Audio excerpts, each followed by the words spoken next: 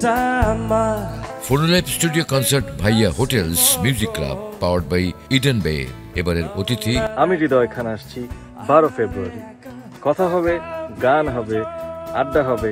মন তোরে বলে যত তুই চলেছিস তোরই মতো স্বার্থ কি আমার ছুটি তোর পেছনে কবি গেলাম রে নয়নের কাজল পরাণের বন্ধুরে না দেখিলে পরাণ ভরে জানি একদিন আমি চলে যাব সবই ছেড়ে।